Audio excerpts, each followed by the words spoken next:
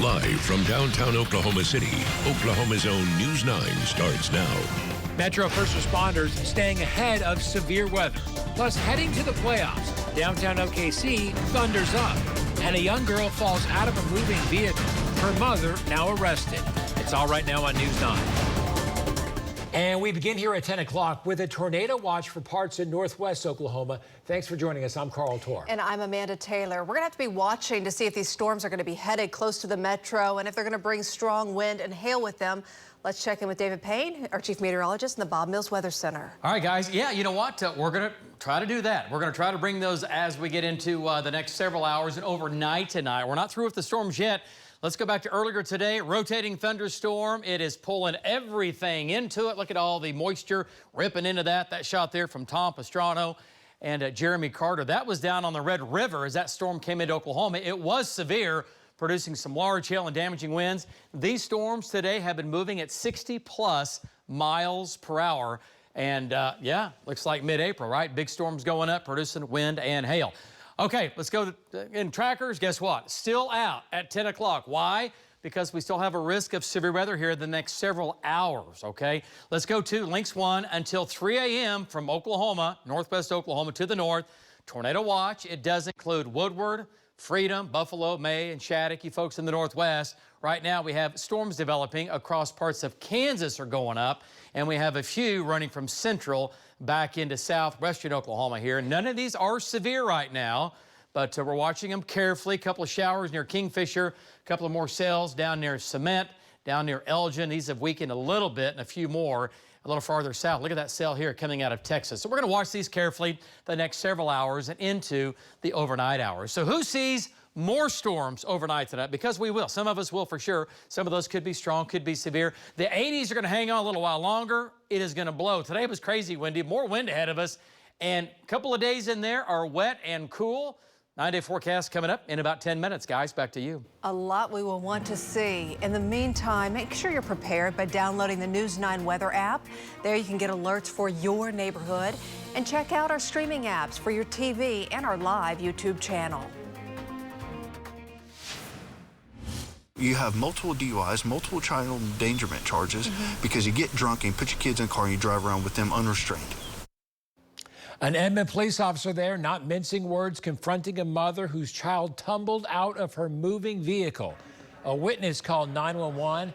We have News 9's Sylvia Corkill now live in our newsroom with what followed after that. Carl, the witness took notice of Andrea Sarabia's speeding SUV when it slowed and a 10-year-old girl rolled out and refused to get back in. Her two little sisters were still inside the car. We had a little girl fall out of the car, and she's claiming, I don't want to go with you. After falling onto this neighborhood roadway, unsure if the little girl was hurt. You might need to send an ambulance.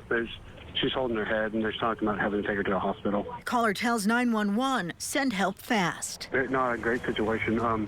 This person that's with her is trying to force her to get in the car. Police arrive near East 15th and Bryant and confront the child's mother, Andrea Sarabia. We had a disagreement. She got irritated at me, and she opened the door while I was still driving. Okay. Visibly intoxicated. How much alcohol have you had to drink? You've been drinking alcoholic beverages, beer, wine, whiskey, whatever. Why? How much have you had? Because I can smell it on you. And you're responsible for 3 little children over here. The officer frustrated. But listen to me. And you're driving, hauling butt down the interstate, making your kids cry. That's your life. That's how you treat your family. Absolutely disappointing. Turn around. Put your hands behind your back.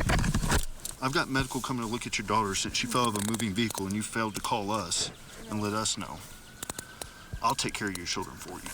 Refusing to take a field sobriety test. Do you want to take some field sobriety tests for me? What do you recommend? It's a yes or no question. I cannot recommend. Sarabia, upset, is eventually taken to jail. I know I'm not the best mom. I know I'm probably one of the worst moms right now, but I just don't know what to say. Now, records show Sarabia has 2 previous convictions for DUI. Her children were placed in DHS care. In the newsroom, Sylvia Corkill, Oklahoma's own News 9. Tough to watch, Sylvia. All right, thank you. The little girl is okay. She told police her mother was upset and driving erratically while searching for her husband after he turned off his location tracker. A suspect is arrested in connection with a deadly fentanyl overdose. Oklahoma City police say Arissa Cootie died at a home on the southeast side last year. Investigators now say Ian Boyd was the drug supplier. He was arrested for first-degree murder. The state medical examiner is working to determine if two bodies found in the Oklahoma Panhandle are those of two Kansas women who disappeared last month. Investigators say Veronica Butler and Jillian Kelly were on their way to pick up Butler's children here in Oklahoma. Their car was found abandoned March 30th. 4 people have been arrested. 1 was in a custody battle with Butler over her children. The trial for a bizarre murder out of Pontotoc County is coming up tomorrow. The sheriff says Larry Sanders and Jimmy Knighton had gone to the South Canadian River on a noodling trip when Sanders attacked Knighton. Investigators say Sanders claimed the victim summoned Bigfoot to harm him and people were watching him. The sheriff says Sanders confessed to the killing. Metro police say the thieves are stealing cars from a Northwest Oklahoma City dealership. The catch, police say they are allegedly using cloned keys. Investigators say this has happened twice now. If you have any information, contact Crime Stoppers. An attack by Iran over the weekend has breathed new life into U.S. support for Israel.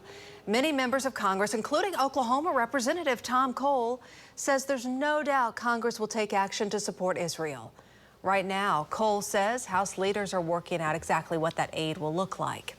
Cole also says he disagrees with the Biden administration's position that the U.S. will only support diplomatic efforts and not take offensive actions. I don't think we should ever say something like that or take that off the table, so I disagree very strongly with the president. Also, Oklahoma Senator Markwayne Mullin took to social media to say deterrence, not appeasement. Oklahoma City is gearing up for Earth Week by sharing the results of its Heat Island mapping campaign from last summer. You might remember this. Here's a look at the map. Parts of Northwest and downtown Oklahoma City run a lot hotter than, say, the Northeast side, and that's because it's hotter in places without trees and with lots of paved parking lots and rooftops. After last year's campaign, OKC started applying for grants and updating building codes to make life a little cooler. IMSA crews must be ready to respond to any emergency at any time. Right now, News 9's Jordan Frimstead is live with how they help people if they get caught in the aftermath of a severe storm. Jordan? Yeah, Amanda, good evening. These paramedics make sure they are ready to go before any storm arrives. Their experience with Oklahoma weather over the years gears them up for the challenge. At IMSA headquarters in OKC, ambulances sit idle, but ready to shift into gear. Clinical services specialist I do. David Bingham Enjoy it. understands his mission. It's a great feeling to go and help others. This guy illustrates the reason for an extra drop of preparation into a recipe of efficiency. So we got to be prepared to respond to those as well as tornado-related, severe weather-related incidences. A reflection of their expertise. Definitely not our first rodeo, for sure. Plenty of severe weather scenarios develop their strategies to save lives. We train with the fire department and police department on those types of situations all the time. Bingham says they drive home communication. We rely on our dispatchers and build command posts to reach people caught in the path of tornadoes. Set very specific places and instances to be able to triage, treat, and then transport patients off those scenes and those locations. OKC firefighters recommend homeowners So we're able to get to you a lot faster. register their storm shelters. Help us help you by registering your storm shelter today. Emergency leaders know the drill. If plan A doesn't work, we've got plan B, C, D, and E to run through. While the weather stands still, first responders' preparation is already set in motion. Definitely the Oklahoma standard. Now, Bingham says make sure that your family has an emergency plan in place so you know where to go inside your home when severe weather strikes. And of course, if you have an emergency at any time, make sure you call 911. We're live in downtown OKC. Jordan Fremstead, Oklahoma's Own, News 9. We sure do appreciate our first responders. Another ambulance group, American Medical Response, says one other thing to look out for is lightning. They say if you're stuck outside during a storm, stay away from isolated trees and metal tools, and also try to get low to the ground. A programming note, we know that many of you upset last night as CBS cut off part of Billy Joel's performance This happened across the central and eastern time zones, including here in OKC. And because of this, CBS will re-air the special Friday at 8 p.m. That is great, but that change does push back our Run to Remember special on the same night. We have everything you need to know. If you're getting ready for the Oklahoma City Memorial Marathon, or you just want to hear some touching stories about how families, survivors, first responders, and even some of our News 9ers are getting involved, catch that now at 7 o'clock right here on News 9. All right, folks, a dynamic storm now moving into the plains. Lots of wind out there. We've had some severe weather. Who sees more severe weather overnight tonight? And what about tomorrow? Your forecast is next. Ahead on News 9, he's known as the Dog Father. How this pup is helping hundreds of people living with disabilities. And next. And we were so excited to figure out how we could collaborate with other women. How a team of mostly women is creating art at Scissortail Park in celebration of the Thunder's playoff run. This is Oklahoma's own News 9. The Oklahoma City Thunder's head coach picks up a win before the playoffs even start. That's right. Today, Mark Daignault was named the Coaches Association's Coach of the Year. The 39-year-old has guided the youngest team in NBA history to the #1 seed in either conference. He's not letting this get to his head, though. We're going to hear from him coming up in sports.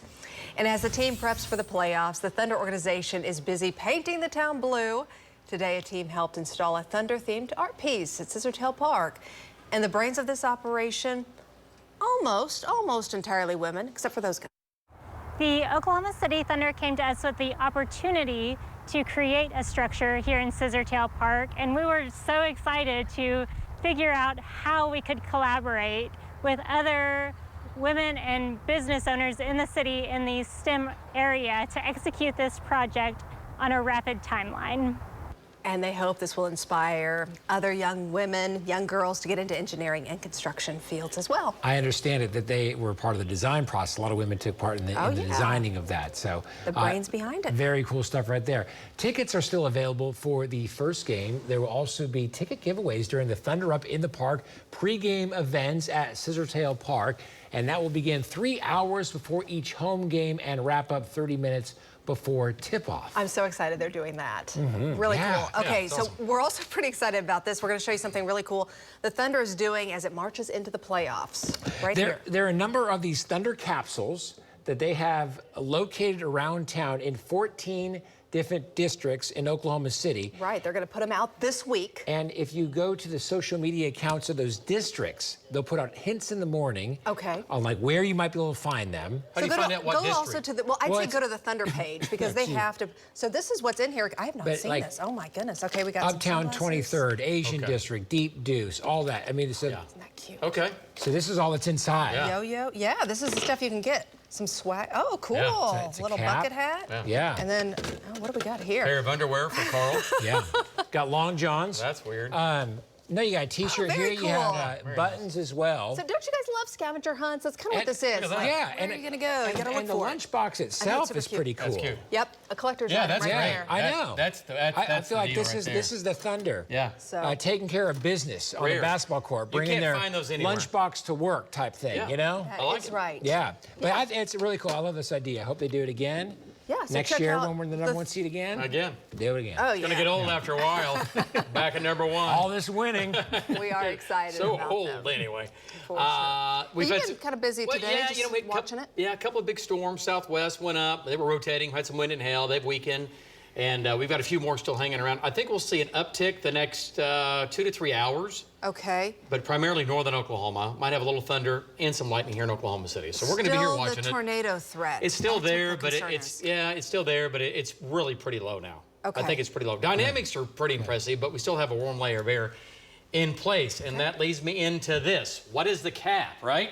Talking about the cap. Last week, we were talking about potentially a big weather day, and we still have all the dynamics in place as far as the jet stream and everything that goes along with that, right? The low-level jet, how windy it's been, all those ingredients are there, but technically it's called a capping inversion.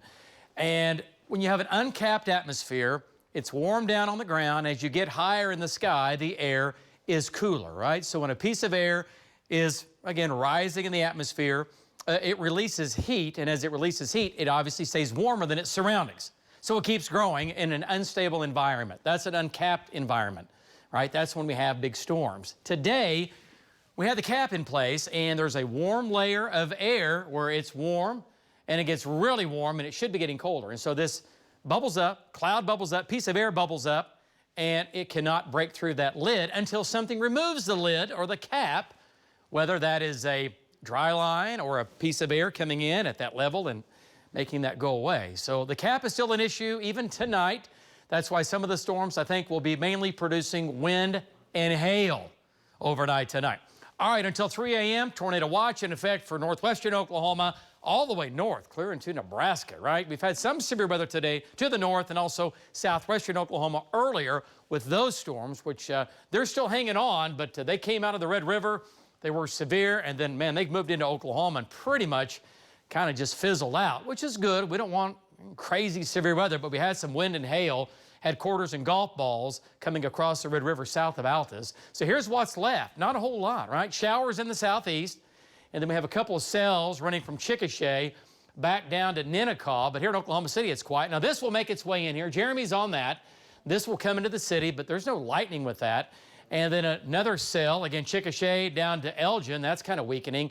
And then we have another storm, which was down here in Chattanooga, and even that is weakening. So the trend is down now, but I think over the next 1 to 2 to 3 hours, we're going to see a little bit of an uptick. All right, 71 degrees in Oklahoma City. The wind is still gusting to at times over 40 miles per hour. Looking off to the south, part of our Lucky Star Skycam network. All right, 70s on the map, low 70s. It is warm. It's kind of muggy, feels like, smells like spring. 70s all over the place. Dry lines still back out in the panhandle. Look at the wind here, blowing from the south at 30 to nearly 40 miles per hour. So overnight tonight, here's what we do. We're going to try, as the dry line moves east, to kick off additional showers and storms overnight tonight. I think it'll be midnight, 1 o'clock, 2 o'clock, 3 o'clock in the morning. Most of the storms, I think, will be in northern and northwestern Oklahoma, from Woodward up near Alva and Cherokee. Oklahoma City overnight, 30% chance for showers and storms. And tonight, any one of these storms could be strong, could be severe, nickel, dime, quarter-size hail. There might be a storm or two that cranks up some golf balls, and a very, very low tornado risk overnight. I'm going to keep that risk of tornadoes in far northern and northwestern Oklahoma for a while. It's not a high risk, it's a low risk, okay, overnight. Lows tonight, how about the low to mid-60s, right? 60s, I-35 eastward, very mild. 50s out west tonight behind the dry line. It's windy all night long. You're going to hear the wind like you're hearing it now. You're going to hear it overnight. Tomorrow morning, rain in eastern Oklahoma early. It's out of here. That's the end of that. Highs tomorrow into the 80s. Strong southwest winds, gusts to 30 to 35 tomorrow. And statewide tomorrow, lots of 80s on the map. Fire danger will be a little bit high in the northwest. Wednesday's highs, less wind, back to the 80s on Wednesday. 90 forecast, severe weather possibly Thursday. It's going to be mainly eastern, southern, and southeastern Oklahoma. Much cooler on Friday behind the cold front. And right now, chance of rain looking good for Saturday. It looks chilly and wet on Saturday with highs in the 50s and another storm by the middle of next week. Don't go anywhere. Dean has sports next. Driven by your Oklahoma Ford dealers, this is News 9 Sports with Dean Blevins. The Indiana Fever select Caitlin Clark, University of Iowa. Well, the women's basketball phenom headed to the WNBA. The face of the women's game goes from Iowa megastar to top pick and potentially a game-changing professional rookie. Will Caitlin help improve the league's viewership? Welcome to the Riverwind Casino Sports Desk. We've seen how the Thunder are prominent in the NBA playoffs, and the man largely responsible is duly honored. Mark Daignault, your National Basketball Coaches Association NBA Coach of the Year. Led OKC to 33 more wins than 2 years ago, with the youngest team in league history to earn the 1 seed in either conference. Players respect the brilliant 39-year-old and execute his superior X and O'ing. Only Boston won more than the 57 OKC won. Some list Daignault's 4th Thunder club with the 3rd best odds of taking home the title. In the playoffs, you play game one team wins, one team loses. The team that wins, everybody's going to start saying they're going to win a championship. The team that loses, everybody says that the star player is going to get traded. And you've got to be able to, get yourself back and ready for game 2, amidst all of that noise. And all that noise gets heightened around the playoffs because interest is high. We won't be outsmarted. ESPN Bet gives Boston the best odds of winning the title. Denver next with OKC, tied third with the Clippers and Bucks at 14-1. Dallas 16-1. Then Philly tied 10th. Favored are those Lakers who OKC could meet in round 1. Series deciding Game 3 of the G League Finals. Maine Celtics hosting the OKC Blue in Maine. Ousmane Dieng starts out hot. All of the Blues' first 9 points, including that 3-ball. But he doesn't just start hot, he stays hot. 19 first-half points. That 3 part of a 21-0 OKC run.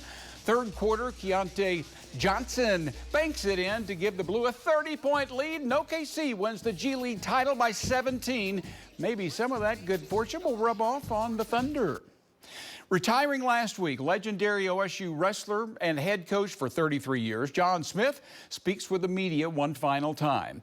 Iconic on the world stage as a wrestler, Smith led OSU to 5 national titles. Emotional today, reminiscing about his early days in Stillwater. There was just a level of motivation that just saying, I can do this. You're walking and looking at Frank Lewis, 1936 Olympic gold.